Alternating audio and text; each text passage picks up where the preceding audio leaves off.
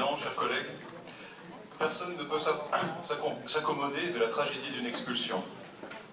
Le devoir politique est de tout mettre en œuvre pour, avec discernement, venir en aide aux personnes et encore plus aux familles se retrouvant en situation d'extrême fragilité.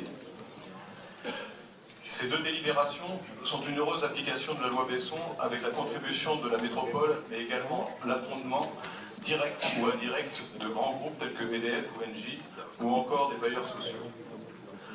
Le groupe Les Républicains et apparentés votera favorablement ces deux délibérations dont nombre d'entre nous mettent en œuvre dans leur commune, avec intelligence et succès, ces dispositifs d'aide à l'accès au logement, au maintien dans les lieux et aux impayés d'énergie et d'eau. En revanche, nous tenons à dénoncer avec force ceux qui, à défaut de chercher à aider réellement ces personnes en fragilité, font le choix délibéré d'instrumentaliser la misère de ces familles à des fins idéologiques et électoralistes. C'est le cas de ces municipalités qui produisent des arrêtés anti-expulsion aussi bidons que dangereux. Depuis des années, nous assistons à ces gesticulations cyniques donnant sciemment l'illusion de mener un combat contre la pauvreté. Rappelons que ces arrêtés sont non seulement illégaux et systématiquement cassés par le préfet, mais ils sont de plus idiots. En effet, s'ils devaient aboutir, un jour, ces arrêtés anti-expulsion mettraient les petits propriétaires comme les grands face à de tels risques d'impayés que cela conduirait tout droit à une gigantesque crise du logement locatif et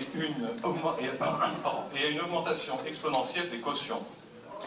Ce double effet pénaliserait définitivement les foyers les plus fragiles, leur rendant le logement locatif totalement inaccessible.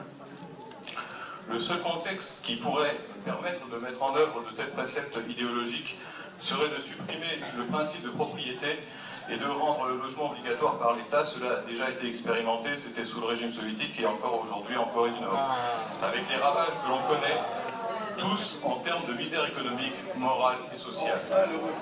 Donc ce choix politique, partisan d'un rare populisme, ne peut être que dénoncé par tous. Il doit d'autant plus être dénoncé que, comble de cynisme, ces actions d'agit-prop se font à grand renfort de frais de communication et d'honoraires d'avocats, détournant ainsi des fonds publics qui pourraient être utilisés pour venir réellement en aide à ces populations en difficulté. Merci de votre attention.